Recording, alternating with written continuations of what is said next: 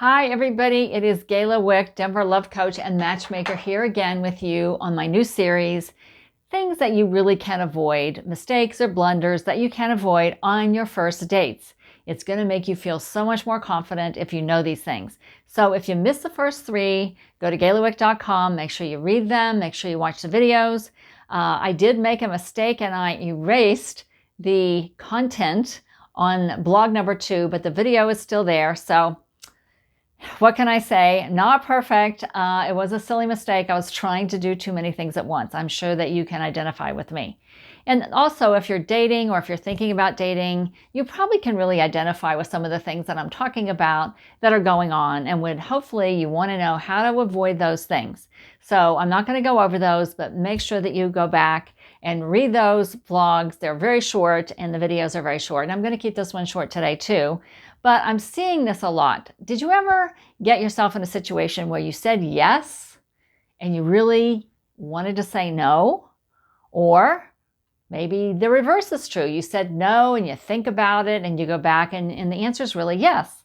Well, I want to talk to you about that with respect to dating, because I see this from time to time, especially in my matchmaker role, that sometimes people are too quick to judge and they say, no, I am not going to go out with this person, even though they just got finished with a conversation with the matchmaker, and the matchmaker is saying, look, you have a lot in common with this person. I think you might really like this person.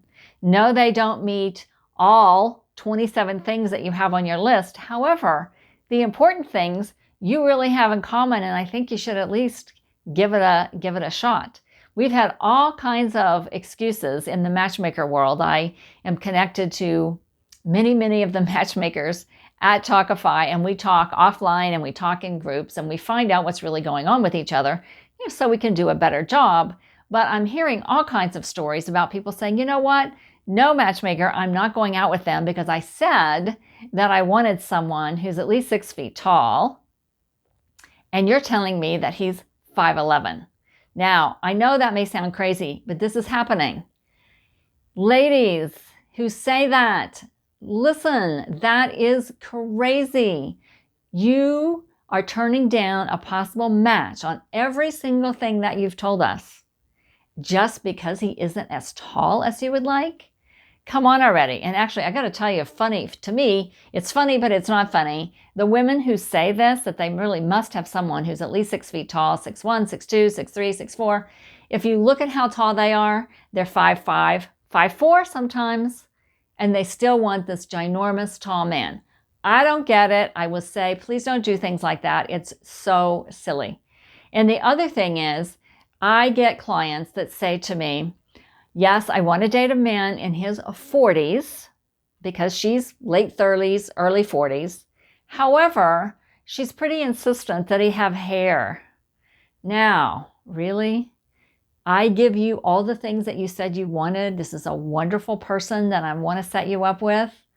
But because he's in his 40s and losing his hair, you don't want to go out with him? Oh my goodness. I just have to say, wow. And the other matchmakers and I talk about this. We do our best to line them up on every level, physically, emotionally, spiritually, financially, and emotionally. We really spend a lot of time talking to these folks, and we've really come together and made this match. And sometimes I've even talked to the other matchmaker whose client this may be, and we are really making a great effort. But these little nitpicky things, I have to tell you, it's not going to get you where you want to go. So I want you to remember something.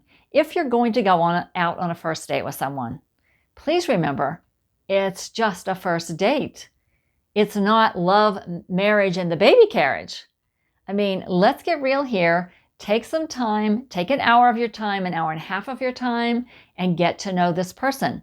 Again, it's just a date. You might make a wonderful friend. And the other thing that really happens is people say yes to situations where they really should be saying no. And one example, it happened to me very early on in my matchmaking career, and I felt really bad about it, but this woman really did herself a disservice. She stayed past drinks, past appetizers through dinner, and then gave this man her phone number, which she didn't have to do because it was a blind date. And then she called me and complained and complained and complained that he was not physically fit. Wow. I have to tell you, sometimes it happens. People lie to us. People say, oh yes, I work out all these many times in the gym, and they look really good from their shoulders up, which is really all I'm seeing on Zoom. And they completely tell me a lie. Now, let's think about that.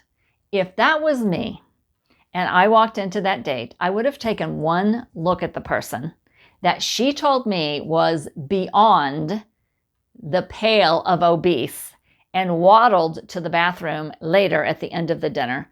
I'm sorry, I don't know why she did this. I do not know why she stayed through a 2.5-hour dinner. And then he said to her, do you want to do this again? And she gave him her phone number. She had every out. Our system makes it really clear that you just smile and say, thank you. I enjoyed getting to know you. And let's just follow the Talkify process, which is not to give them your phone number. So she got super, super, super mad at me. I was fairly new into matchmaking and I was freaking out because I felt like the pictures that he had posted and what he was saying to me was basically not true, and she owned a gym. So this is not, a knock on anybody who has a few extra pounds. This man had many hundreds of extra pounds, and she stayed and went through all that. Now, I don't know what that was about, but ladies, I just have to tell you, if I walked into that situation, I would be very nice. I would be very polite. I would walk up to him. I would say, hello, I am super sorry. There must be some mistake, but I wish you well, but this is not going to be a match, and so I don't want to waste your time. And I may get some haters for this. You may hate me and say, wow, couldn't you even sit down and have a drink and an appetizer? Well, maybe. Kind of depends on how far outside the parameters this man was. But worst case scenario, I would have a drink and an appetizer and I would call it.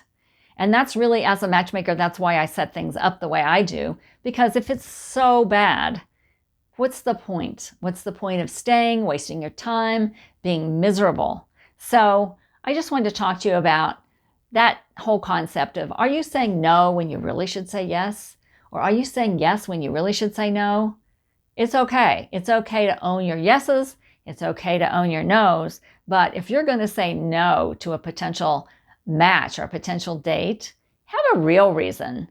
Not because they're in their late 40s and losing their hair, and certainly not because they're not 1 inch taller than your preference. Really, come on now. If you really want love in this world, you're going to stop making silly excuses like that. So that's what I have for you today. Until next time, I wish for all of your relationship dreams to come true. Gayla Wick, Denver Love Coach and Matchmaker.